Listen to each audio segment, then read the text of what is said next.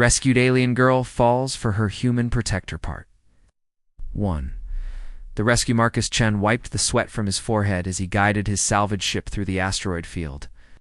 The Lucky Strike was old and noisy, but she was his home among the rocks and metal chunks floating in space. He had been working the belt for 3 years now, collecting scrap metal and broken ship parts to sell at the trading stations. The work was lonely, but Marcus liked it that way. No bosses telling him what to do, no crowds of people.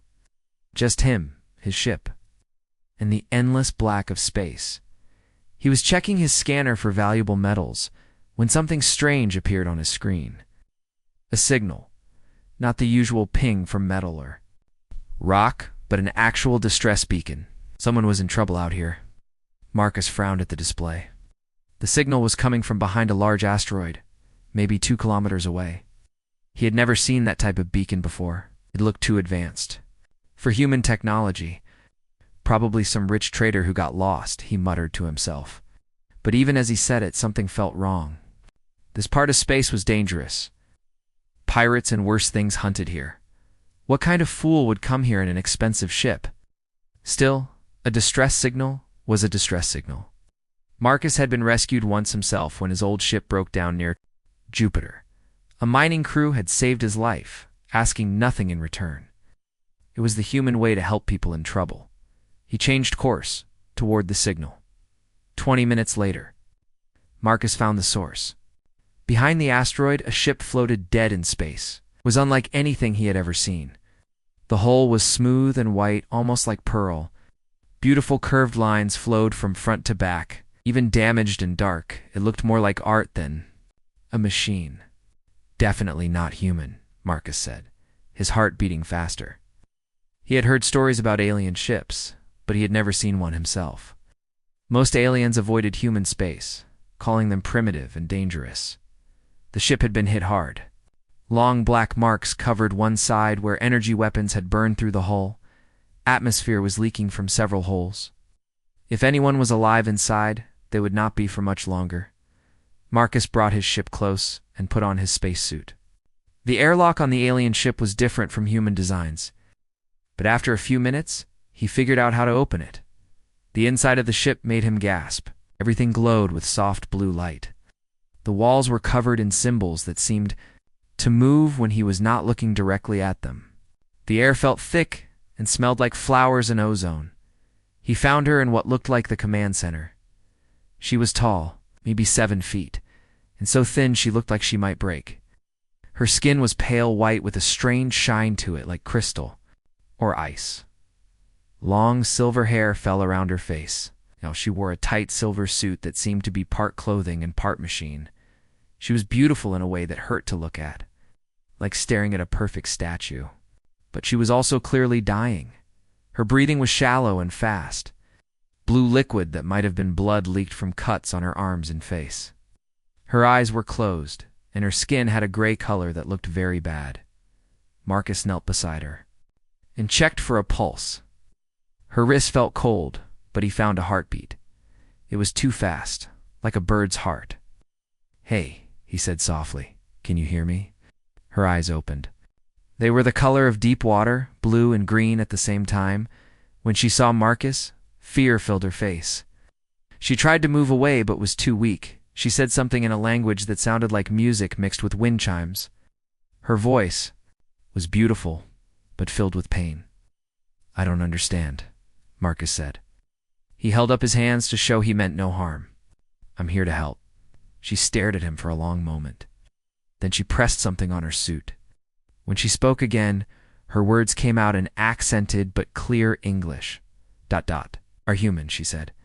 It was not a question. She sounded surprised and maybe a little disgusted. "Yeah, I'm human. My name is Marcus. What's yours?" She hesitated.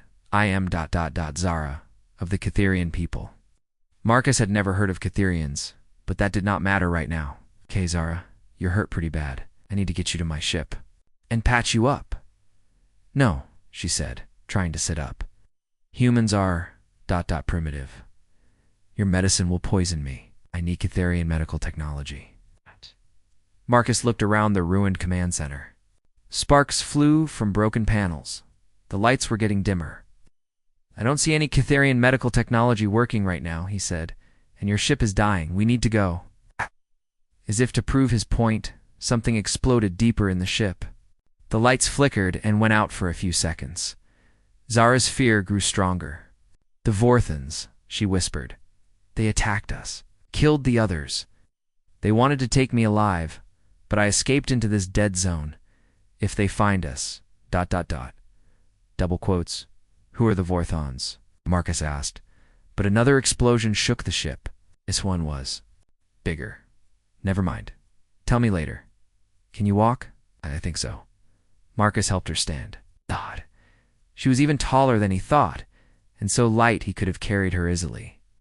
But she was proud and tried to walk on her own. Even though she could barely stay upright, getting her to his ship took forever. She moved like every step caused pain, but she never complained. Marcus found himself impressed by her strength. Had seen tough miners cry over smaller injuries. Once they were safely aboard the Lucky Strike, Marcus helped Zara to his small medical bay. It was nothing fancy, just a bed and some basic supplies. Compared to the alien ship's beauty, his rough metal walls and simple tools must have looked like cave paintings. "This is very primitive," Zara said, looking around with obvious dismay. "Yeah, well, primitive or not, it's what we've got," Marcus said. He was starting to feel a little annoyed. He had just risked his life to save her, and all she could do was insult his ship. "Now let me look at those cuts."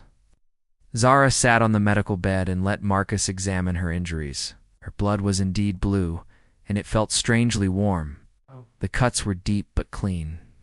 She watched his face carefully as he worked. "You are not afraid," she observed. "Afraid of what?" "Of me, of alien biology. Most primitive species fear what they do not understand." Marcus shrugged as he cleaned a cut on her arm. "Blood is blood. Pain is pain. Doesn't matter what color you are." He looked up at her. "Besides, someone hurt you. It makes me angry, not afraid." Zara stared at him with those deep blue-green eyes. "You would feel anger? For a stranger? For an alien? Someone attacked you and tried to kidnap you?" "Yeah, that makes me angry." "What kind of person wouldn't be angry about that?" She did not answer, but something changed in her expression. The fear was still there, but now there was curiosity too. Marcus finished cleaning her wounds and reached for the medical foam. It was basic human medicine, designed to stop bleeding and prevent infection. Nothing fancy, but it worked. "This will sting a little," he warned. As he applied the foam, Zara watched his hands. They were rough from years of manual work, with small scars and calluses. Nothing like her own smooth, perfect fingers. "Why?" she asked suddenly. "Why? What? Why did you save me?" "You gain nothing from this. You risk danger for yourself, your species, ... humans. They are not known for such actions." Marcus paused in his work and looked at her. "Who told you that?" "Everyone knows. Humans are violent, selfish. They fight wars over resources and land. They destroy their own planet. The Galactic Council barely recognizes your species as civilized." Marcus felt his jaw tighten, but he kept his voice calm. "Maybe the Galactic Council doesn't know humans as well as they think." He finished treating her wounds and stepped back. "There, that should hold you until we can get you to a proper medical station." Zara looked down at the simple bandages on her arms. The bleeding had stopped, and the pain was already less. Such basic treatment, but it worked. "I thank you," she said quietly. "Don't mention it." Suddenly, the ship's alarms started blaring. Marcus ran to the cockpit, Zara following as fast as she could. On the scanner, 3 ships were approaching fast. They were dark and angular, nothing like Zara's beautiful vessel. These ships looked like they were built for one thing: violence. Zara whispered, her face going pale. "They found us." Marcus studied the display. The ships were bigger than his, with heavy weapons. In a straight fight, the Lucky Strike would be scrap metal in minutes. But Marcus Chen had not survived 3 years in the asteroid belt by fighting fair. "Hold on," he said, his hands flying over the controls. "This is going to get rough." "What are you doing?" Something stupid, Marcus said with a grin that had no humor in it. I'm going to make them angry at me instead of you. He fired up the ship's mining laser and targeted the largest Vorthon ship. The beam was meant for cutting through rock and metal, not fighting. But it would do damage if he could hit them. The laser struck the lead ship's shields, causing them to flare bright red. Immediately, all 3 Vorthon vessels turned toward the lucky strike. Now they're chasing us instead of hunting you, Marcus said. He pushed the engines to maximum power and dove toward the thickest part of the asteroid field. Zara gripped her seat as the ship shook from weapons fire behind them. This is insane. Your ship cannot outrun them. Don't need to outrun them, Marcus said, threading the ship between 2 massive asteroids. Just need to outlast them. Energy beams flashed past the cockpit windows, close enough to make the hair on Marcus's arms stand up. One shot hit their rear shield, sending sparks flying from a control panel. They're faster than us. Rescued alien girl falls for her human protector, Part 2, Cultural Collision. The human patrol ships escorted Marcus and Zara to the nearest station, but it would take 4 days to get there. 4 days alone together in the small confines of the lucky strike. Marcus had thought the hard part was over after they escaped the Vorthons. He was wrong. This food is disgusting, Zara said, staring at the meal pack Marcus had given her. It was standard human rations, protein, carbohydrates, and vitamins all mixed together in a brown paste that tasted like cardboard. It's not supposed to taste good, Marcus said, eating his own portion without complaint. It's supposed to keep you alive. Zara pushed the pack away. Catherians do not eat processed waste. We consume pure nutrients grown in controlled environments. This could poison me. Marcus looked at her thin frame and the way her silver suit hung loose on her body. She had not eaten anything in the 2 days since he rescued her. You're going to starve to death if you don't eat something, he said. I will survive until we reach civilization. Marcus shook his head. Everything about her people sounded cold and calculated. No wonder they thought humans were primitive. They had forgotten what it meant to just live instead of constantly analyzing everything. The second day was worse. The ship's water recycler started making strange noises. Marcus spent hours taking it apart and putting it back together, but it still did not work right. The water tastes wrong, Zara complained after taking a small sip. It has impurities, chemicals. My body cannot process this. It's just a little chlorine, Marcus said. It won't hurt you. You do not understand. Catherian biology requires absolutely pure water. Even small amounts of contamination can cause organ damage. Marcus looked at the recycler's display. Water was clean by human standards, but he could see traces of minerals and cleaning chemicals that the filters had not removed completely. Zara was sitting in the corner of the small common area, looking pale and weak. Her crystal-like skin had lost its shine. Her breathing was shallow. She was dying slowly, and there was nothing Marcus could do about it with his primitive human technology. That night, Marcus lay in his bunk, staring at the ceiling. In the next room, he could hear Zara moving restlessly. She was probably in pain. She was too proud to complain. He thought about what she had said about humans being violent and selfish. Maybe she was right. Maybe the smart thing would be to just get her to the station and let someone else deal with her problems. But every time he closed his eyes, he saw her face when the Vorthons had been chasing them. The fear in those blue-green eyes. She had been brave, but she had also been terrified. No one should have to feel that alone. On the third day, the water recycler finally gave up completely. It made a grinding noise and shut down, leaving them. With maybe 6 hours of clean water in the storage tanks, Zara stared at the broken machine with something close to panic in her eyes. We're going to die, she whispered. No, we're not, Marcus said firmly. He pulled out his toolkit and started taking apart the recycler's main filter assembly. What are you doing? You cannot repair that with primitive tools. Watch me. Psst. Had grown up fixing things. His father had been a mechanic, and his grandfather before that. The Chen family motto was, if it's broken, find a way to make it work. He pulled out the damaged filter cartridge and examined it. The molecular mesh was clogged with mineral deposits and had several tears. Normally he would just replace it, but they did not have spare parts. Instead, Marcus took out his emergency kit and found what he was looking for: a small bottle of industrial solvent and a roll of micromesh tape used for patching spacesuits. "This is insane," Zara said, watching him work. "You cannot repair molecular-level technology with ... tape." "It's not just tape," Marcus said, carefully cleaning the filter mesh. "It's reinforced carbon fiber with a polymer backing. Same stuff they use to patch hull breaches." He worked for 3 hours, cleaning, patching, and rebuilding the filter. Assembly piece by piece. It was delicate work, and several times he had to start over when something did not fit right. Zara watched him the entire time. At first, she looked skeptical, then curious, then amazed. "Your hands," she said suddenly. "They do not shake." Marcus glanced up from his work. "What?" "Catherians use precision tools controlled by neural interfaces. Perfect accuracy every time. But your hands, they move with such control, using only muscle and instinct." "How is this possible?" Marcus shrugged and went back to work. "Practice, I guess. My dad always said human hands were the best tools ever made, if you knew how to use them." When he finally put the recycler back together, it looked like a mess of patches and improvised parts. But when he turned it on, it hummed to life. The water that came out was clear and pure, purer than it had been before the breakdown.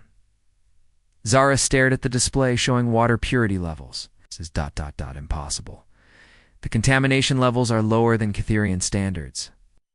"Sometimes the old ways work better than the new ones," Marcus said for the first time since he had rescued her. Zara smiled. It transformed her entire face, making her look less like a perfect statue and more like a real person. "I owe you an apology," she said quietly. "For what?" "For calling you primitive. For saying humans are violent and selfish." She looked down at her hands. "My people pride themselves on logic and reason. We believe emotion makes beings weak and unpredictable." "And what do you believe now?" Zara was quiet for a long moment. "I think we forgot something important when we became so logical." That evening they shared a meal together. Zara still would not eat the human rations, but she drank the pure water Marcus had made and seemed stronger for it.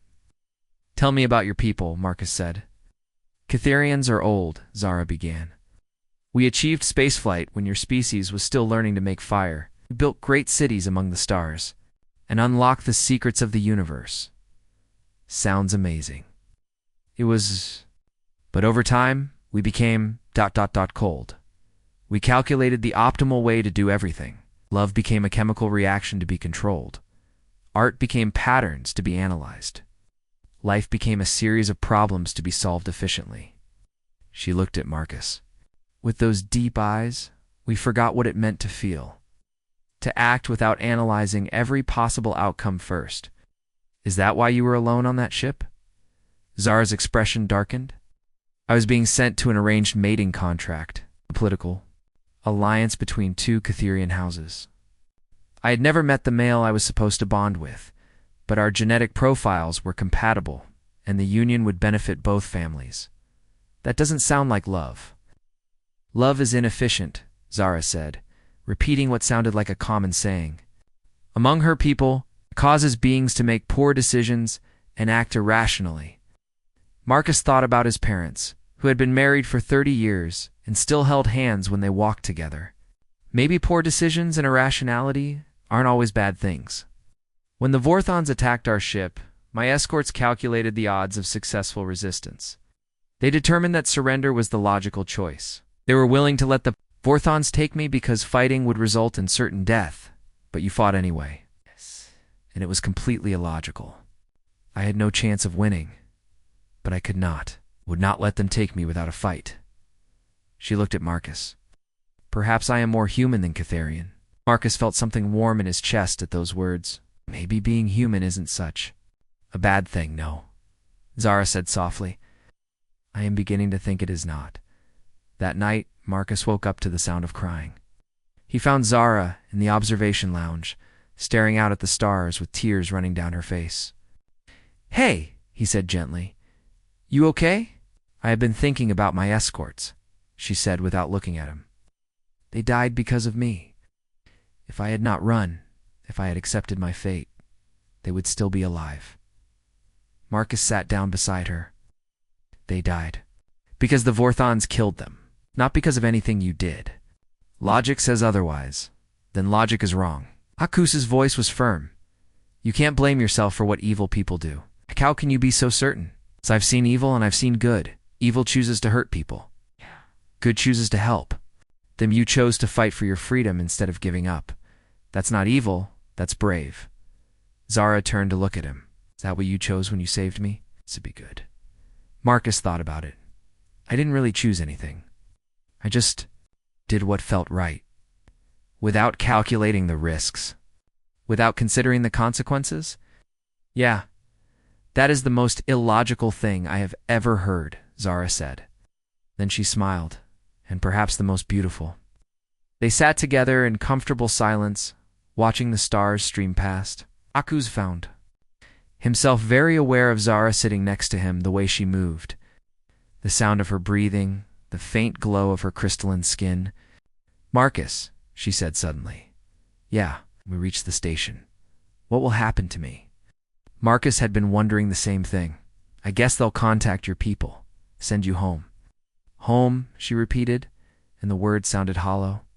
To my arranged mating contract, to a life of calculated efficiency and logical decisions. Maybe things will be different now. Maybe they'll listen to what you want. Zara gave him a sad smile. You do not know my people as I do. They will say I have been traumatized and need medical treatment to restore my logical thinking. They will not understand that I do not want to be restored. Rescued alien girl falls for her human protector, Part 3. The hunt begins. Station Kepler's Edge was not much to look at. It was a rough frontier station built into a hollowed-out asteroid with metal corridors and flickering lights compared to the sleek beauty of Catherian architecture. It probably looked primitive to Zara, but Marcus called it home. Commander Sarah Rodriguez met them at the docking bay. She was a tough woman in her 50s with gray hair and scars on her hands from years of military service. Her uniform was clean but well-worn, like everything else on the station. Marcus Chen, she said with a smile, should have known you'd be the one to find trouble in the middle of nowhere. Trouble found me this time, Commander, Marcus replied. He gestured to Zara, who stood beside him looking nervous and out of place. This is Zara. She's the one who was in trouble. Commander Rodriguez looked Zara up and down, taking in the alien's tall frame and crystalline skin. Catherian, she said. It was not a question. You know my people? Zara asked, surprised. I know enough. High-tech species, very advanced, think they're better than everyone else? Rodriguez's tone was neutral, but Marcus could hear the edge in it. What were you doing in Vorthan hunting grounds? I was traveling, Zara said carefully. Pirates attacked our ship. Everyone else died. Rodriguez nodded, but did not look entirely convinced. Come on, we need to talk in private. She led them through the station's busy corridors. Miners, traders, and ship crews filled the walkways. Most of them stared openly at Zara. Aliens were rare this far out in human space. Marcus noticed how Zara moved closer to him when people stared. Her earlier arrogance was gone, replaced by uncertainty. Here, she was the outsider. Commander Rodriguez's office was small and cramped, the desk covered in reports and a wall full of wanted posters. She poured coffee for herself and Marcus, but did not offer any to Zara. All right, Rodriguez said, settling into her chair. Let's hear the real story. Marcus told her everything. The distress signal, the rescue, the Vorthan attack. He left out some of the personal moments with Zara, but he covered the important facts. When he finished, Rodriguez was quiet for a long moment. She studied Zara. With calculating eyes, you said the Vorthans wanted to take you alive, she said finally. Any idea why? Zara hesitated. No, perhaps. Perhaps they planned to sell me as a slave. Maybe. Rodriguez did not sound convinced. She turned to her computer and started typing. Let me check something. The screen filled with information about recent Vorthan activities. Reports from across the sector told the same story. Raids on ships carrying young alien females. Not for slaves, but for something else. This is interesting, Rodriguez said, reading the reports. 17 attacks in the past 6 months. All targeting ships with young females from advanced species. Catherians, Etherians, Zephyrite, all species. Known for strong psychic abilities. Zara went very still. Psychic abilities? You didn't know? Rodriguez looked at her with new interest. Catherian females can interface with ancient technology. Forerunner artifacts. Very valuable stuff. Marcus saw the color drain from Zara's face. What kind of technology? The kind that could change the balance of power in the galaxy, Rodriguez said grimly. Weapons, shields, faster-than-light drives. The Forerunners were masters of technology we still don't understand. But that's just old stories, Zara protested. Legends and myths. Tell that to the Syndicate. Rodriguez brought up another file. 3 months ago, a Vorthan science ship was spotted near the Kepler ruins. Ancient Forerunner site. They had a young Etherian female with them. She was connected to some kind of control system. The room fell silent. Marcus felt cold dread. Building in his stomach. You're not just any Catherian, are you? Rodriguez asked Zara directly. Zara's hands were shaking. My family name is Zara Velthera. My father is High Counselor Velthera of the Catherian Republic. Rodriguez whistled low. High Counselor's daughter. That explains a lot. Explains what? Marcus asked. Why did I want her so badly? High Counselor's daughter would have the strongest psychic potential. She could probably interface with the most advanced Forerunner systems. Rodriguez looked at Zara with something like pity. Honey, you're not just a kidnapping target. You're the key to unlocking weapons that could conquer half the galaxy.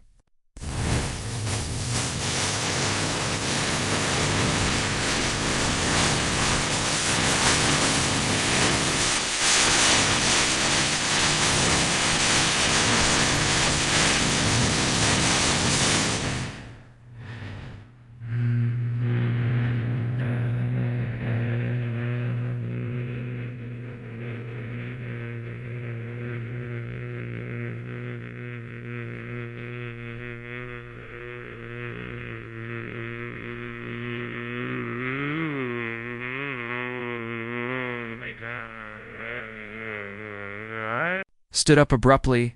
I need some air. She walked out of the office before anyone could stop her.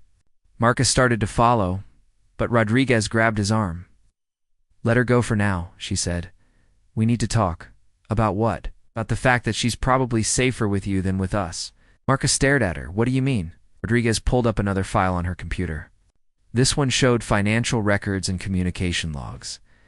I've been tracking Vorthon movements for months, she said. They always seem to know where their targets are going to be. Someone is feeding them information. A spy. More than one. I think they have people in the Galactic Council and several planetary governments, maybe even in our own military command. Rodriguez's expression was grim. If I report that we have the High Counselor's daughter here, that information will reach the wrong people within hours. Marcus felt his blood run cold. So what do we do? Officially? Nothing. I file a report saying we found an injured alien and provided medical assistance. No names, no details. And unofficially, Rodriguez looked him in the eye. You disappear? Take her deeper into human space, somewhere the Vorthans can't easily reach. Keep her safe until this mess gets sorted out. I'm just a salvage operator, Marcus protested. I can't protect someone from an entire criminal organization. You've done pretty well so far. Rodriguez stood up and moved to her wall safe. She pulled out a data chip and handed it to Marcus. This has everything I know about Vorthan operations. Safe houses, contact codes, people you can trust. Marcus took the chip but felt overwhelmed. Commander, I don't know about this. That girl cares about you, Rodriguez said quietly.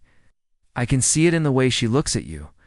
And unless I'm very wrong, you care about her too. Marcus could not deny it. Over the past few days, something had grown between him and Zara, something that scared him with its intensity. Even if that's true, we're from different worlds, different species. So, Rodriguez shrugged. Love doesn't ask for permission, and it doesn't care about biology. Before Marcus could respond, Alarms started blaring throughout the station. Alred. Lights flashed in the corridors, and the intercom crackled to life. All security teams to Docking Bay 12. Identified ships requesting emergency docking clearance. Rodriguez was already moving, pulling on her weapons belt. Many ships, she called to her communications officer. 3 vessels, Commander. They claim to be merchants, but their weapon signatures are military grade. Marcus felt his heart. Sink Vorthens, has to be. Rodriguez headed for the door. They found us too fast. Someone definitely tipped them off. What about Zara? Find her and get her out of here now. Marcus ran through the station corridors, pushing through crowds of confused civilians. The alarms were getting louder, and he could hear security teams. Mobilizing for a fight, he found Zara in the observation deck, staring out at the approaching ships through the transparent aluminum windows. Even from a distance, the Vorthen vessels looked menacing, all sharp angles and dark metal, like predators swimming through space. They found me, she said, without turning around. I should have known they would. It's not your fault, Marcus, said, moving to stand beside her. Someone leaked the information. It does not matter how they found me. What matters is that innocent people will die because of me. She looked at him with tears in her eyes. This is what happens when someone gets close to me. Death follows. That's not true, isn't it? My escorts died. But now this station is under attack. How many more people will suffer because I exist? Marcus grabbed her shoulders and turned her to face him. Listen to me. You didn't ask for any of this. You didn't choose to be born with special abilities, and you didn't choose to be hunted. But you can choose what to do now. What choice do I have? You can come with me. We'll run together. Find somewhere safe. Zara shook her head. You do not understand. I am a liability, a danger to everyone around me. The logical thing for you to do is turn me over to them. The logical thing, Marcus said, can go to hell. Before Zara could respond, the station shook under weapons fire. Through the windows, they could see the Vorthen ships had opened fire on the station's defensive systems. They're not waiting for permission to dock, Marcus said. They're planning to take you by force. More explosions rocked the station. The lights flickered, and somewhere in the distance, Marcus could hear the sound of fighting. Come on, he said, taking Zara's hand. We need to get to my ship.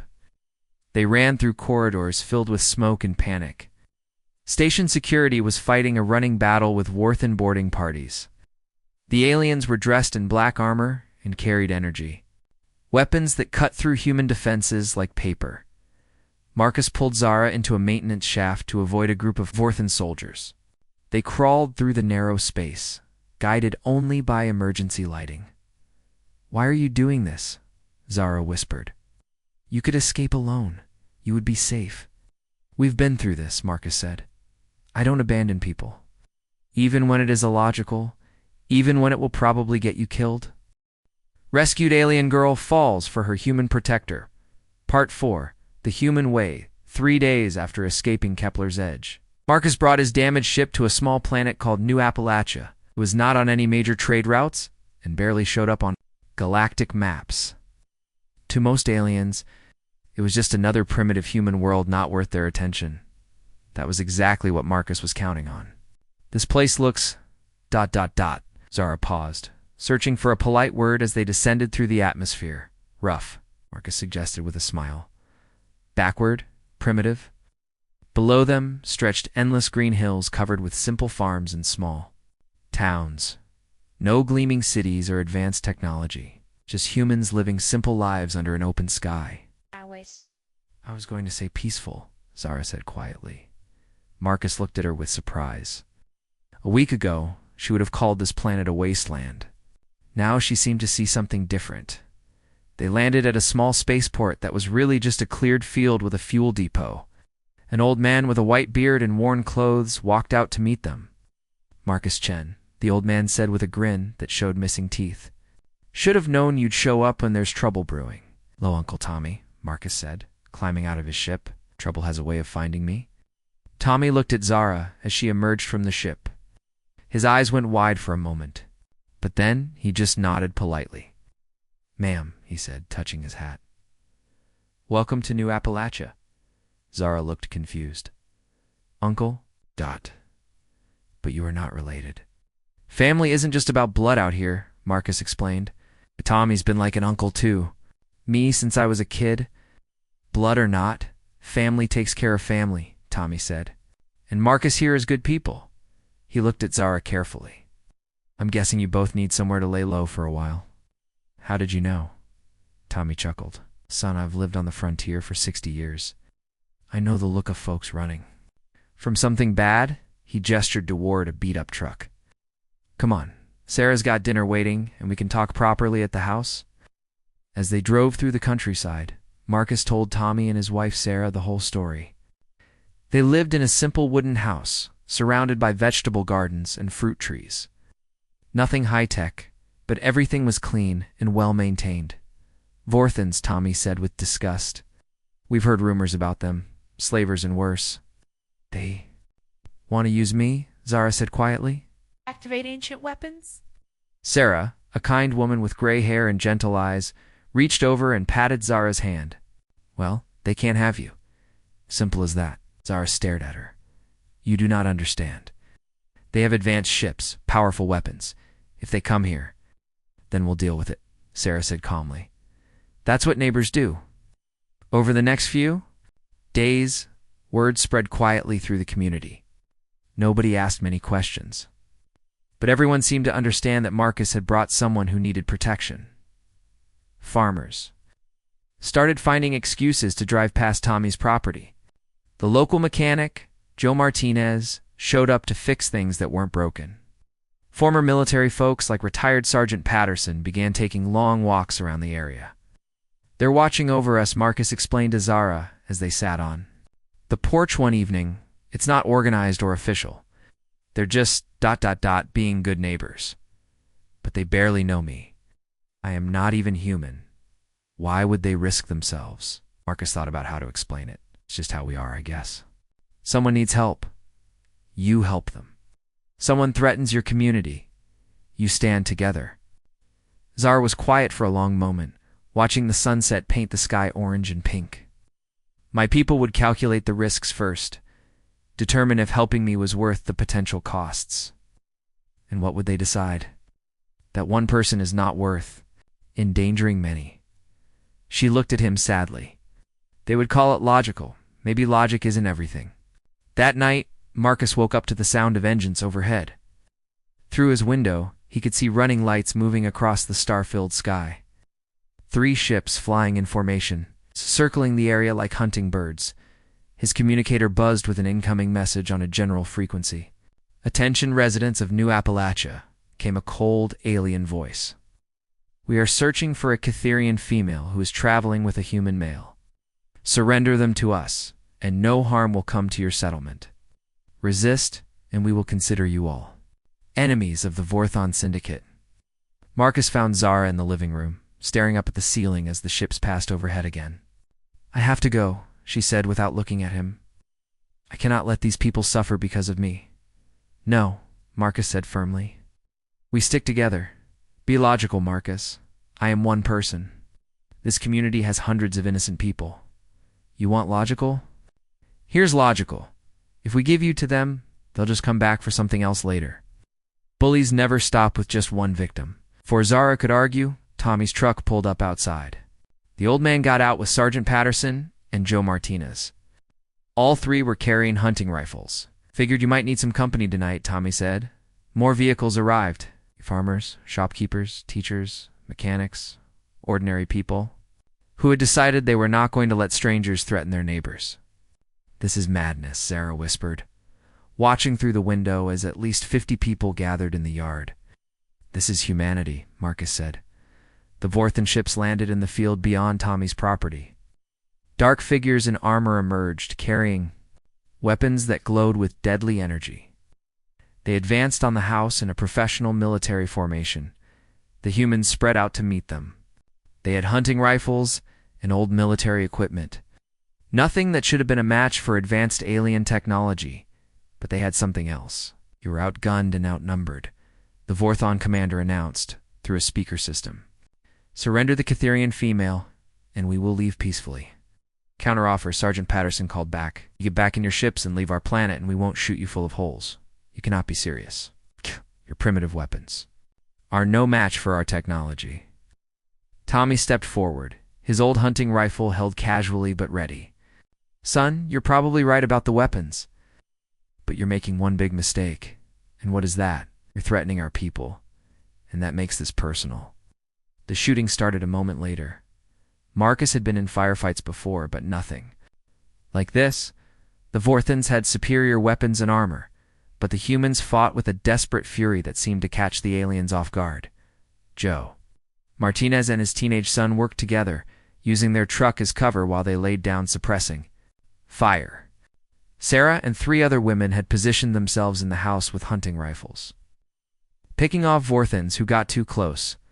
Sergeant Patterson moved through the battle like he was still leading troops, coordinating the defense and calling out targets, but it was the way they fought together that amazed Zara most. No formal command structure, no detailed plans, they just knew what to do. When someone was in trouble, others moved to help. When ammunition ran low, people shared without being asked. How do they know? Zara asked Marcus as they crouched. Behind the overturned truck, there is no communication system, no central coordination. We've been neighbors for years, Marcus said, reloading his pistol. We know each other. Vorthan energy blast punched through their cover, missing Marcus by inches. He returned fire, forcing the alien soldier to duck back behind a tree. Battle raged for an hour. Humans fell wounded, but others took their places. Equipment broke down, but someone always found a way to keep fighting. Then something changed. The Vorthons had been advancing steadily, using their superior firepower to push the humans back. But suddenly, they were the ones retreating. It took Marcus a moment to realize why. The humans were not just defending anymore, they were attacking. Led by Sergeant Patterson, a group of farmers and mechanics had flanked the Vorthon position and were forcing them back toward their ships. This is impossible, the Vorthon commander said over his speaker, and for the first time, he sounded uncertain. You should have surrendered by now. Should've, could've, would've, Tommy called back. Didn't. More Vorthan ships appeared in the sky, but instead of landing, they opened fire on the human positions from above. Energy beams carved through the ground, forcing everyone to take cover. They're going to level the whole area, Marcus said grimly. That was when Zara stood up. Stop, she called out, her voice carrying across the battlefield. I am here. I am the one you want. The firing stopped. Everyone, human and Vorthan alike, turned to look at her. Zara, no, Marcus said, but she was already walking toward the Vorthan ships. I will come with you willingly, she said to the aliens, but only if you leave this place and these people alone forever. The Vorthon commander emerged from behind. Cover, you are in no position to make demands, am I not? Zara gestured at the battlefield around them. How many of your soldiers have fallen? How many ships have you damaged fighting these primitive humans? How will you explain to your superiors that a handful of farmers held off your assault force? Marcus could see the alien considering her words. The Vorthans had expected an easy victory, but the humans had made them pay for every meter of ground. These humans fought for me, Zara continued. A stranger, an alien. They risked everything because it was the right thing to do. And you want to know why that terrifies you? The Vorthan commander said nothing, because you cannot defeat people who fight for love instead of profit. Rescued alien girl falls for her human protector, Part 5, 2 hearts. One future Marcus stared at Zara in the soft light coming from Tommy's porch. Her confession of love hung between them like a delicate crystal that might shatter if he said the wrong thing. Zara, he said finally, his voice rough with emotion. We can't. The hope in her eyes died, replaced by pain so sharp it made Marcus's chest ache. She pulled her hand away from his. I see, she said quietly. Of course, I'm foolish to think. No, that's not what I mean. Marcus ran his hands through his hair, frustrated at his inability to find the right words. It's not that I don't... God, Zara, you're the most amazing person I've ever met, but look at us. Really look. He gestured at the space between them. You're from one of the most advanced civilizations in the galaxy. Your father is basically alien royalty. Brilliant and beautiful, and you could have anyone. I do not want anyone. I want you, and I'm what? A salvage operator with a beat-up ship and maybe 1,000 credits to my name. Marcus's voice grew bitter. I live in the asteroid belt collecting scrap metal. It's not the kind of life someone like you should have. Zara stood up abruptly. Someone like me? What does that mean? You know what it means? You deserve better than a primitive human who's stop. Zara's voice cut through his self-doubt like a blade. Stop saying those words. What words? Primitive. Lesser. Not good enough. Her eyes flashed with anger. Do you think so little of what I have learned? Of what you have shown me? Marcus opened his mouth to argue, but she continued. For weeks I have watched you risk everything for others. I have seen you solve problems that my people's advanced technology could not. I have witnessed you inspire an entire community to fight impossible odds. She moved closer to him. And you think you are not worthy? I'm just being realistic. You are being afraid, Zara said bluntly. And you are insulting me? Insulting you? Yes. You are saying that I am too shallow to see past surface differences, that I am too influenced by status and technology to recognize real value. Her voice softened. Is that truly what you think of me? Marcus felt like she had turned his own argument back on him. No, that's not. You just think that love should be logical. It should follow rules about species and social status. Zara smiled sadly. How very Catharian of you. Before Marcus could respond, Tommy's truck pulled up in the yard. The old man got out and walked over to them. Sorry to interrupt, he said, but we've got incoming ships. Big ones. Marcus looked up at the sky and saw lights descending through the atmosphere. These were not Vorthan vessels. They were too large and moved with too much ceremony. Catharian, Zara said, recognizing the ship designs. My people have found me. 3 massive ships landed in the field where the battle had taken place hours earlier. They were beautiful vessels, flowing lines and pearl-white hulls that seemed to glow in the moonlight. Tall figures in elegant robes emerged from the ships. Even from a distance, Marcus could see they moved with the same graceful dignity as Zara. One figure stood out from the rest, taller than the others, with silver hair and an aura of unmistakable authority. My father, Zara whispered. High Counselor Velthara approached the house with a small escort. It's up close. Marcus could see where Zara got her beauty. Her father had the same crystalline skin and deep blue-green eyes, but where Zara had learned warmth, he remained cold as space. Daughter, he said in accented English, you are safe. This ordeal is over. Father, Zara replied formally. These humans protected me. They fought and bled to keep me from the Vorthans. Velthara looked around at the damage from the battle, scorch marks on the ground, destroyed equipment, bloodstains on the porch steps. His expression showed mild interest, like he was examining an interesting scientific specimen. Yes, we monitored the conflict, he said. Impressive for primitives. We will ensure they are compensated for their assistance. Marcus felt anger flare in his chest at the casual dismissal, but Tommy put a hand on his arm. Easy, son, the old man murmured. Let it play out. The ship is prepared for immediate departure, Velthara continued to Zara. Our medical teams will examine you for contamination, and our counselors will help you process this traumatic experience. Contamination? Marcus asked before he could stop himself. Velthara's cold gaze settled on him. Exposure to primitive cultures can be damaging to advanced minds. Emotional thinking, irrational behavior patterns. It requires careful treatment. There is nothing wrong with my thinking, Zara said firmly. Of course there is, daughter. You were forced to survive among beings whose primary response to problems is violence. Such exposure naturally causes psychological regression. Marcus saw Zara's hands clench into fists. These beings saved my life, multiple times, and we are grateful. But now you must return to civilization and proper medical care. What if I choose not to go? The question hung in the air like a challenge. Velthara's perfect composure cracked slightly. You are not thinking clearly, he said. The trauma has obviously affected your judgment. My judgment is perfectly clear, Zara said. She walked over to stand beside Marcus. These humans taught me something our people have forgotten. And what is that? How to feel, how to love, how to choose what matters over what is convenient. Velthera's expression grew concerned.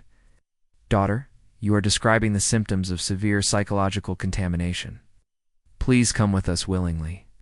Do not make this more difficult than necessary. Are you threatening me? I am offering you a choice. Return home for treatment, or be declared mentally incompetent and brought back for involuntary medical intervention. Marcus felt his blood turn to ice. They were talking about kidnapping her, just with fancier words. Over my dead body, he said, stepping forward. Velthara looked at him with something approaching amusement. Human, you misunderstand the situation. You have no authority here. This is a family matter. Ah! Funny thing about family, Tommy said, moving to stand beside Marcus. It's not just about blood. More trucks were arriving. Sarah, Joe Martinez, Sergeant Patterson, and dozens of other community members emerged from their vehicles. They spread out in a loose semicircle around the Catharians, not threatening, but making their presence known. You see this? Marcus said to Velthara. These people fought alien invaders tonight to protect your daughter. Not because they had to. Not because someone ordered them to. Because it was the right thing to do. Primitive emotional responses, Velthara dismissed. Maybe, but your daughter is alive because of those primitive emotional responses. Zara stepped forward, addressing her father directly. I formally request political asylum among the humans. The words hit like a thunderbolt. Even the other Catharians showed signs of shock. Impossible, Velthara said. You're a citizen of the Catharian Republic. You have duties, obligations. I have the right to choose my own path. You are not thinking rationally. You're right, Zara said calmly. I am not thinking rationally. I am thinking with my heart. And my heart tells me that a people who would risk everything for a stranger, would fight impossible odds to protect someone they barely know, who would stand up to advanced alien technology with nothing but courage and hunting rifles. These are people worth staying with. She turned to address both groups, human and Catharian. My people pride themselves on logic and advanced thinking. We have built great cities among the stars and unlocked many secrets of the universe. But we have forgotten the most important secret of all.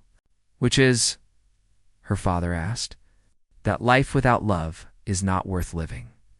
That progress without compassion is meaningless. That all the logic in the galaxy cannot replace the simple act of one person choosing to help another. Marcus felt his heart swell with pride and something deeper than love. This amazing woman was choosing to give up everything she had known for a chance at something real. The humans are not perfect, Zara continued. They make mistakes. They can be violent and stubborn and illogical. But they are also capable of extraordinary kindness. They understand that some things are more important than personal safety or logical calculations. She looked at Marcus. They understand that love is not a weakness to be overcome, but a strength to be celebrated. Velthara was quiet for a long moment. When he spoke, his voice was softer than before. And if I refuse your request, if I declare you mentally incompetent and order you taken aboard our ships? Marcus stepped forward. Then you'll have to go through all of us. And us, came a new voice. Commander Rodriguez emerged from behind one of the trucks, accompanied by a full squad of human Marines. Funny thing about asylum requests, they tend to be taken very seriously by human military command. More human ships appeared in the sky, surrounding the Catharian vessels. Not threatening, but making a clear statement. Velthara looked around at the assembled humans, then at his daughter. For the first time since arriving, he looked uncertain. Who would truly choose this? He asked Zara. A primitive world over. The pinnacle of galactic civilization? I choose the people who taught me how to be truly alive, she said. Her father studied her face for a long moment. Then, surprisingly, he smiled. Perhaps, he said quietly, there is more of your mother in you than I realized. My mother, she was the most illogical person I ever knew. She chose love over logic.